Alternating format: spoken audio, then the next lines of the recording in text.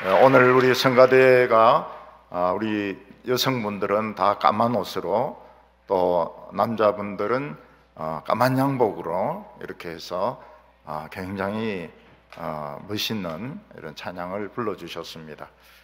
또 우리 여자 집사님 한 분은 우리 교회가 밖에는 이런 깜빡이도 있고 추리도 있지만 복도나 예배당에는 너무 썰렁해서 좀 예수님이 오시기가 좀 그렇겠다, 이렇게 해서 혼자서 추리도 여러 개 만들고 또 그림도 붙이고 벽에도 장식하고, 그래서 너무너무 아름다운 우리 성탄 이브가 되었습니다. 예수님을 찾는 마음이 바로 이런 마음이 아닌가 생각이 되어서 마음이 굉장히 기뻤습니다. 얼마 전에 우리 교회에 독신 여성 교인 한 분이 갑자기 심장마비로 돌아가셨습니다. 그분의 마음은 희망에 차 있었고, 또 어려움에서 재기하려고 아르바이트를 하면서 애를 많이 쓰고 있었습니다. 그러다가 아르바이트를 마치고 집에 들어오다가 갑자기 심장마비가 일어나서 대문에서 쓰러져서 돌아가셨습니다. 이분은 혼자 사셨기 때문에 그분이 돌아가신 것을 아무도 몰랐습니다. 아침 일찍이 어머니가 딸을 보려고 왔더니 딸이 마당에 그래 쓰러져서 죽어 있는 것을 보게 되었습니다. 그런데 그분이 돈을 남기셨습니다. 3,500만 원을 남기셨습니다. 그 동생 여집사님은 언니의 마음을 잘 헤아려 가지고, 언니가 어렸을 때 심장병 때문에 고생을 많이 했다고 그럽니다. 그래서 심장병 어린이를 수술하는데 2,500만 원을 헌금하시고, 또 해외 교회를 개척하는데 1,000만 원을 헌금하시도록, 그래서 3,500만 원을 헌금하셨습니다. 성탄절을 앞두고 우리 교인들 중에서 아는 분들이 별로 없습니다. 저는 알지만은 모르는 교인들이 대부분일 것입니다. 그러나 그분은 많은 선물을 주고 갔습니다. 심장병 앓는 어린이를 위해서, 또 해외 개척하는 그런 목회자를 위해서 귀한 선물을 주고 떠났습니다. 그래서 우리 성탄절이 외롭지가 않습니다. 우리 찬양대는 까만 옷으로 천사들 같이, 까만 천사 같이 다 까만 옷을 입으시고, 또 우리 여성도님들은 그 추리를 여러 개 만들어 가지고 또 벽에도 장식을 하셔가지고 정말 예수님이 오신 것을 기뻐하고, 또 아무도 알아주지 않던 그런 여성도님은 돌아가시면서 돈을 남겨가지고 심장병 어린이와 또 해외 개척교회를 돕는 것을 보면서 저는 굉장히 풍성한 푸근한 성탄절 전전야다, 이렇게 생각을 합니다. 제가 시 중에서 아마 다른 분들도 다 마찬가지지만 제일 좋아하는 시는 그 윤동주의 시입니다. 윤동주의 시집에는 하늘과 바람과 별과 시라는 그 시집이 있는데, 그 서시가 참 아름답습니다. 죽는 날까지 하늘을 우러러 한 점 부끄럼이 없기를, 그리고 두 줄 띄우고 난 뒤에 별을 노래하는 마음으로 모든 죽어가는 것을 사랑해야 되겠다, 이렇게 말을 하고 있습니다. 그런데 윤동주 시인의 다른 시들도 이렇게 읽어보면 부끄럽다 하는 말이 많이 나옵니다. 시가 이렇게 쉽게 쓰이는 것을 보면 부끄럽다, 그런 말을 많이 쓰고, 정말 부끄럼 없이 자기는 살기를 원했습니다. 저는 젊었을 때는 젊었을 때도 마찬가지지만 나이가 들면서 부끄러울 것이 많습니다. 부끄럽습니다. 그리고 별을 노래하는 마음으로 죽어가는 사람들을 사랑하지 못했습니다. 그런데 예수님께서는 엄청난 선물을 주셨습니다. 그게 뭔가 하면 저와 우리 성도님들의 부끄러움을 다 씻어주신 것입니다. 자신의 죽음으로 모든 부끄러움을 다 씻어주셔서 우리가 떳떳하게 당당하게 하나님 앞에 나올 수 있는 선물을 주셨습니다. 언젠가 한번 서울에서 지하철을 타는데 아마 미혼모인 것 같아요. 나이는 중학생 정도 이렇게 되는데 아기를 이렇게 업고 어딘가 가고 있었습니다. 근데 아기는 등에 잘 업혀 있어요. 저는 엄마가 저렇게 어리면 한 중학생 정도밖에 안 되는데 동생은 아니었습니다. 엄마가 저렇게 어리면 애도 좀 덜 만들어지지 않았겠나, 그래 생각해서 아기를 자세히 보니까 아기는 굉장히 건강했습니다. 엄마는 나이가 어려도 아기는 건강했습니다. 근데 그 너무 어린 엄마가 아기를 업고 있는 것을 보고 그 지하철을 탄 사람들은 쯧쯧쯧쯧 하면서 이렇게 싫은 내색을 하기도 하고, 어떤 아주머니는 아예 노골적으로 아니 저런 나이에 아기를 낳으면 어떻게 해? 이렇게 말하는 분도 있었습니다. 보통 많은 젊은 사람들은 원치 않은 임신을 하게 될 때 그 부끄러움을 씻기 위해서 아기를 죽입니다. 아기를 죽이고 자신들은 부끄러움을 씻는 것입니다. 그런데 예수님께서는 우리 모두의 부끄러움을 씻기 위해서 자기 자신을 죽이셨습니다. 그리고 최고의 선물로 우리에게 속죄함과 영생을 선물로 주셨습니다. 우리 성도님들은 부끄러움이 다 씻겨졌습니다. 부끄러워할 것이 아무것도 없습니다. 예수님은 최고의 선물을 우리에게 주신 것입니다. 옛날 이스라엘의 북부 지방에 갈릴리라는 곳이 있었습니다. 그 갈릴리에 사는 사람들은 이스라엘 사람이기는 하지만은 전부 가난하고 폭력적이고 막 욕을 하는 이런 거친 사람들이 거기에 살고 있었습니다. 우리나라도 옛날에는 철거민들이 사는 동네는 아주 사람들이 거칠고 또 욕도 많이 하고 싸움질도 많이 했습니다.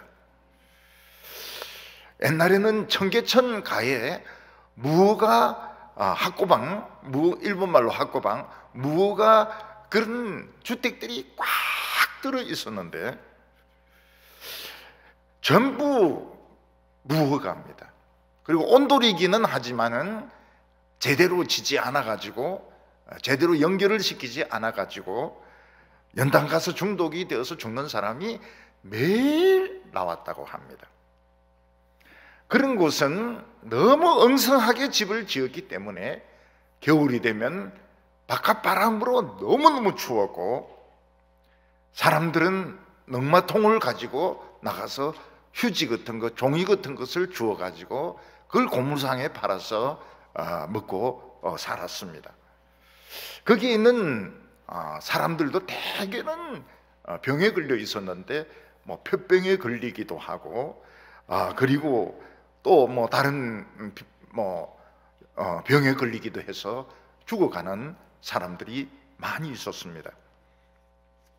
그 수시로 구청에서 나와서 무허가집을 부수면 그 사람들은 또 그 다음날 또 지어야 됩니다. 왜냐하면 살아야 되기 때문에.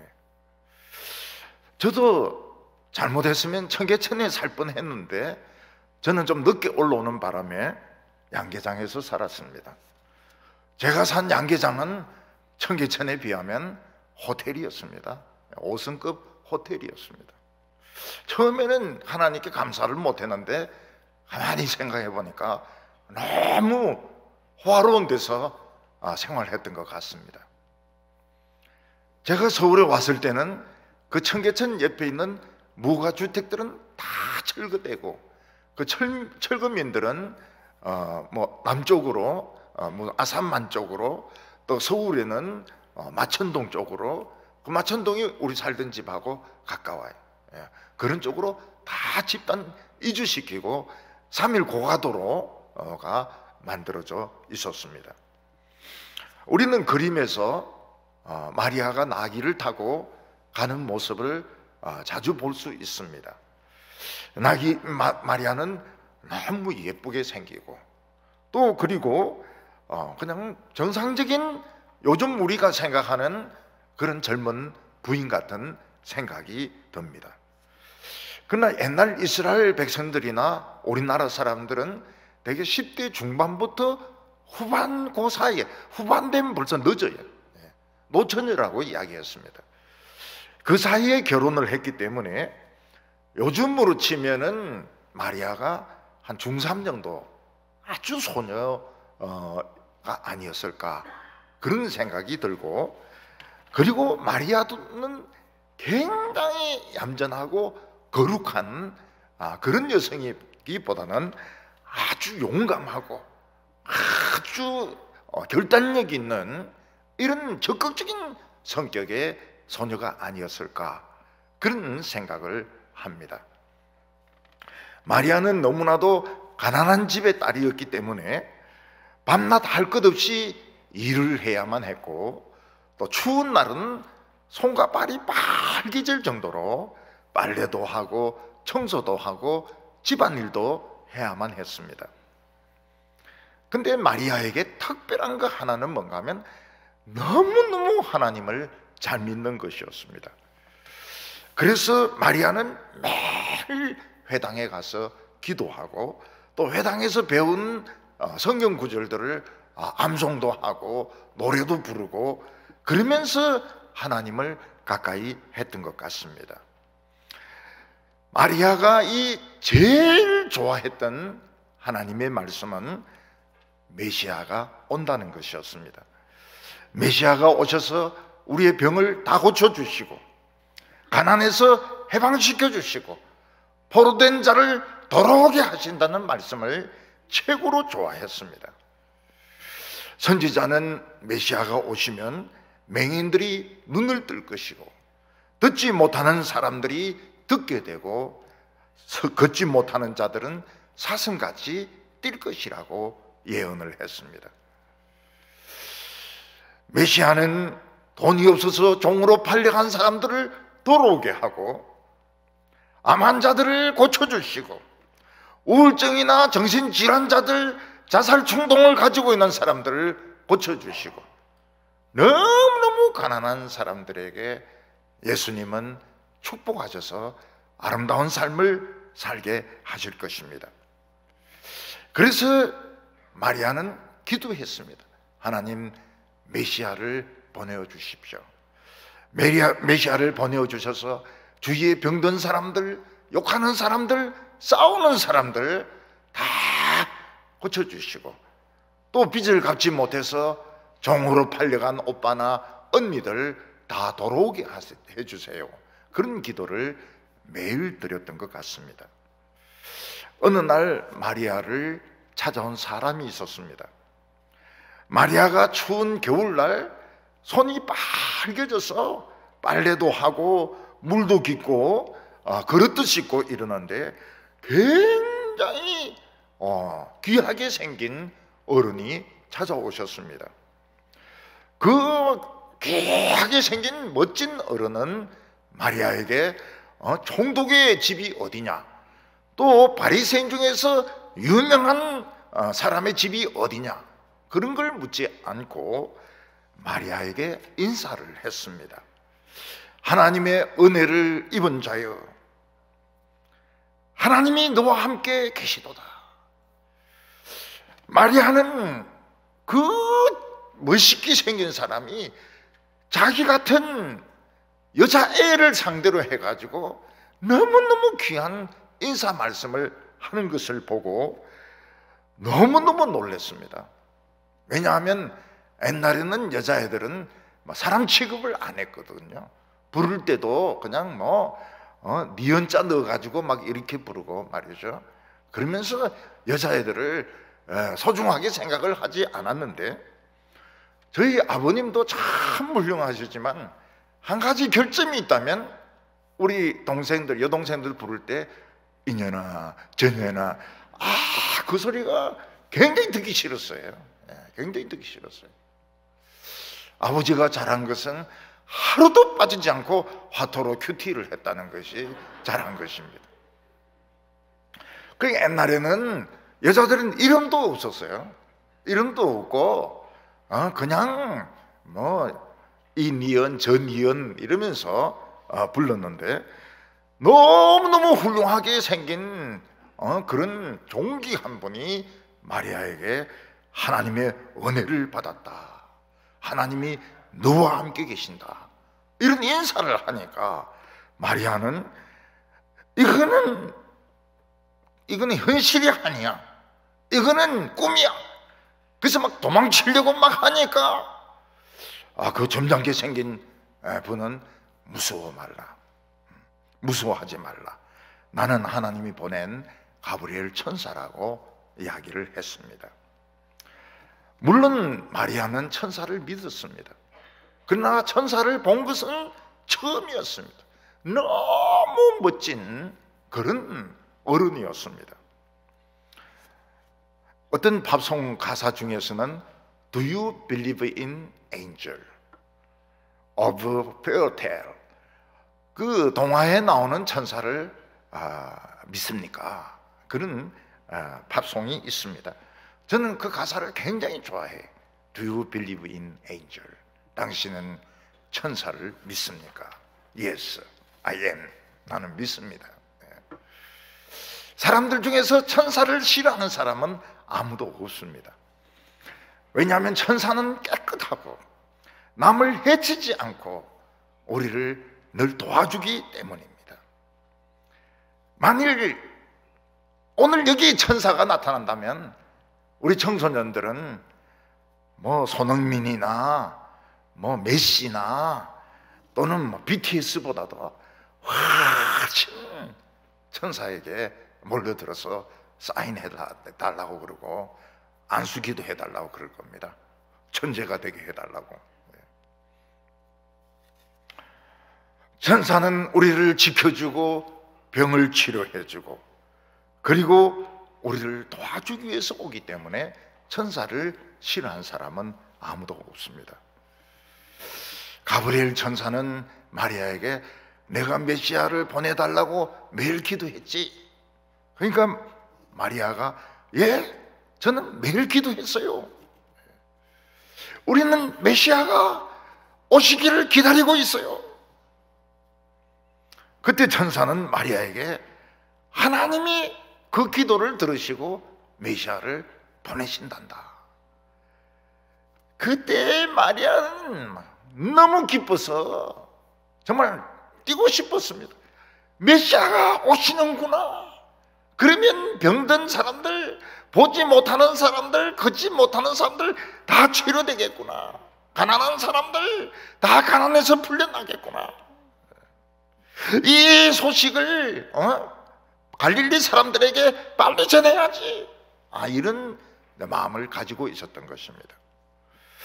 오늘 두 번째는 마리아가 해야 될 일이 있었습니다.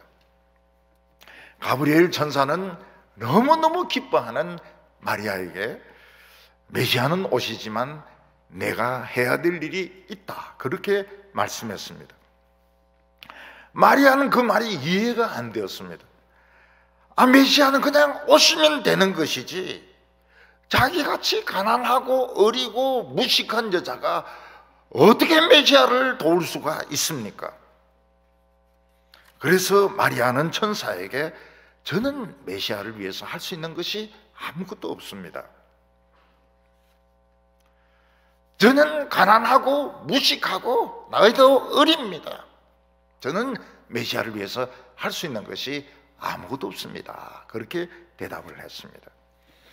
그때 가브리엘 천사는 마리아에게 내가 해야 될 일은 가장 위대하고 가장 어려운 일인데 잘못되면 네가 사람들에게 맞아 죽을 수도 있고 부모님과 원수가 될 수도 있다. 그렇게 말을 했습니다. 그러니까 마리아는 그게 무슨 일입니까? 내가 사람들에게 미움을 받고 욕을 얻어먹고 돌에 맞아 죽는다는 그 일이 도대체 무엇입니까? 마리아야, 내가 해야 될 일은 메시아가 이 세상에 태어나시도록 메시아를 임신하는 것이란다. 내가 너를 떠나는 순간 성령이 너에게 강하게 임하실 텐데 그때 너는 아기를 임신하게 될 것이라고 말을 했습니다. 그때 마리아는 아기를 낳으려면 결혼을 먼저 해야 되는 거 아닙니까? 이렇게 물으니까 저는 처녀인데요, 저는 결혼 안 했는데요, 어떻게 아기를 임신할 수 있습니까? 그러니까 천사는 너는 결혼하지 않은 처녀의 몸으로 임신하게 될 것이고 그 아기는 사람의 아이가 아니고 하나님의 아들이 될 것이라고 말씀했습니다. 오늘 여기 마지막으로는 마리아의 순종을 보게 됩니다. 마리아는 천사가 하는 말을 이해할 수가 없었습니다. 하나님의 아들 메시아는 그냥 이 세상에 오시면 되는 것이지 왜 하필이면 임신이 되어야 됩니까? 또 그 임신하는 사람이 내가 되어야 됩니까? 예루살렘에 가면은 똑똑하고 부자고 높은 직책에 있는 예쁜 딸들이 수두룩한데 이 가난한 동네에서 사람들은 전부 욕하고 싸우고 패싸움하고 이런 가난한 나에게 어떻게 하나님의 아들이 임신이 될 수 있습니까? 예루살렘에 가면은 이쁜 처녀들이 수두룩합니다. 마리아가 결혼도 하지 않고 아기를 낳으면 마리아는 엄난한 죄를 지었다는 오해를 받게 될 것이고 돌에 맞아 죽을 것입니다. 그리고 이 메시아는 한평생 사생아로 살게 되는 것입니다. 마리아가 어디 도망가서 몰래 아기를 낳아서 키운다 하더라도 이거는 달라지는 것이 없습니다. 마리아는 죄인이고 메시아는 사생아가 되는 것입니다. 마리아는 요즘으로 치면은 미혼모로서 아기를 낳는 것입니다. 오늘 많은 미혼모들은 아기를 낳고 바로 입양을 시키고 어떤 데는 쓰레기통에 버리고 어떤 데는 화장실에 넣어버리고 자기의 수치를 감추기 위해서 아기를 죽입니다. 또 아기를 버립니다. 근데 메시아는 우리의 모든 수치를 씻기 위해서 자기 자신이 피를 흘려서 죽는 것입니다. 근데 마리아는 이것저것 따지지 않았습니다.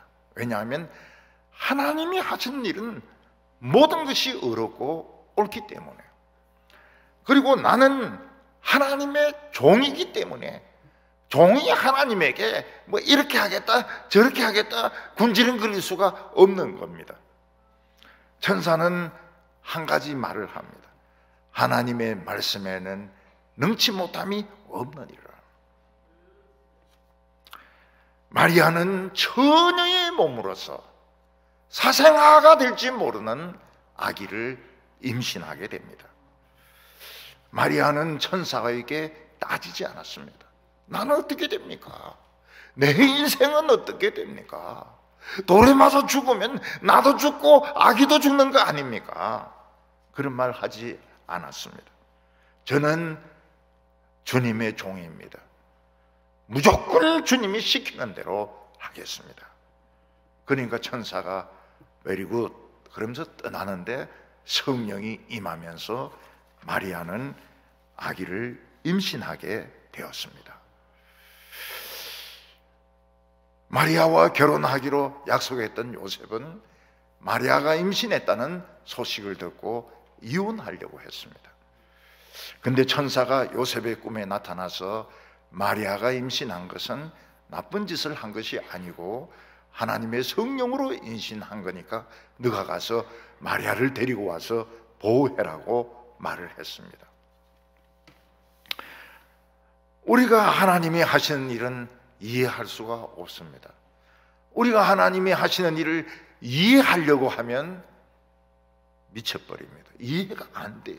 왜 이런 일이 하필이면 나에게 일어나야 되는지, 우리 집에 일어나야 되는지, 우리 남편에게 일어나야 되는지, 우리 언니에게 일어나야 되는지 그 이해하려고 하면 우리 미쳐버립니다. 마리아는 임신을 해가지고 있는데 갑자기 황제가 모든 남자들은 세금을 내도록 고향에 가서 호적을 하라고 이야기합니다.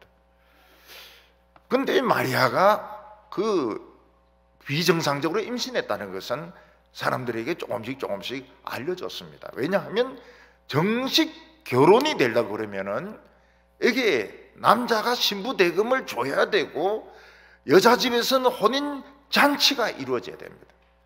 혼인 잔치가 없는 결혼, 신부 대금을 받지 못한 신부 아버지, 얼마나 딸이 믿겠습니까? 딸이 믿죠. 수치스럽죠.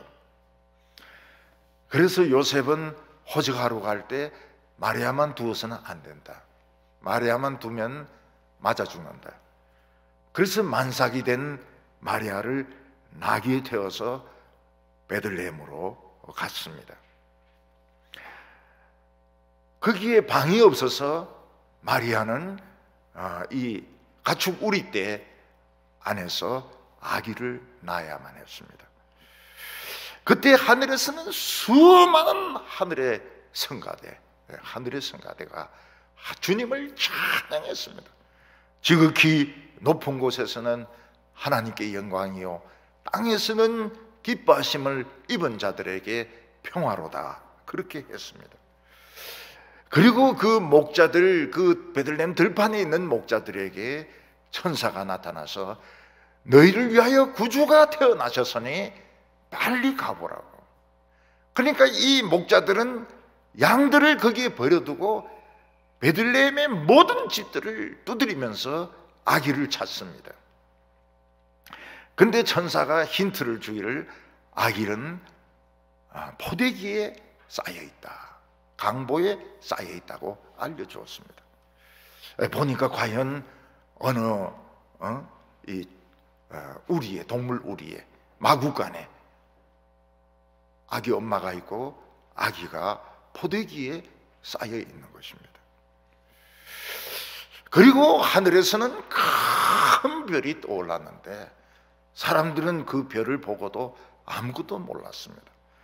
그런데 동방에 있는 점술가들, 머자이 점술가들은 그 별을 보고서 위대한 왕이 탄생하셨다, 우리는 가서 예물을 바치자. 그래서 찾아와서 보니까 너무나도 젊은 엄마가 있고 또 아기도 있는데 정말 미혼모 같은 그런 젊은 엄마가 아기를 이렇게 그 구유에 눕혀 놓았습니다. 그들은 아이에게 절을 하고 그 황금과 유향과 몰약을 선물로 바쳤습니다. 그런데 잠시 후에 천사가 요셉의 꿈에 나타나서 지금 헤롯이 아기를 죽이려고 한다, 빨리 도망쳐라. 그래서 막 와닥닥 짐을 싸가 도망치는데 벌써 저쪽에서는 횃불이 보이기 시작했습니다. 헤롯의 군대는 와가지고 엉뚱한 아기들을 다 죽였습니다. 마리아는 부잣집 딸도 아니고 뭐 가진 것도 없었지만은 제일 중요하고 힘들고 어려운 일을 해내었습니다. 그것은 모든 부끄러움을 무릅쓰고 이 세상에 메시아가 오도록 메시아를 임신한 것이었습니다. 자기가 왜 메시아를 임신해야 되는지, 왜 하필 내가 임신해야 되는지 이해하지 못했습니다. 그러나 주의 계집종이오니 무조건 주님의 말씀에 순종하겠습니다. 그래서 예수님은 이 세상에 태어나고 마리아는 자기 인생을 망칠 각오를 하고 예수님을 낳으셨던 것입니다. 믿음은 머리로 이해하고 나서 순종하려고 하면 그건 믿음이 아닙니다. 우리는 하나님이 하시는 것을 이해할 수가 없습니다. 우리가 이해하려고 하면 미쳐버리게 됩니다. 우리는 마리아같이 하나님의 종입니다. 무조건 하나님의 말씀대로 이루어질지이다. 하나님의 말씀은 능치 못함이 없느니라. 우리가 하나님의 위대한 구원이 나타나도록 무조건 하나님의 뜻에 순종하는 성도들 다 되시기를 바랍니다.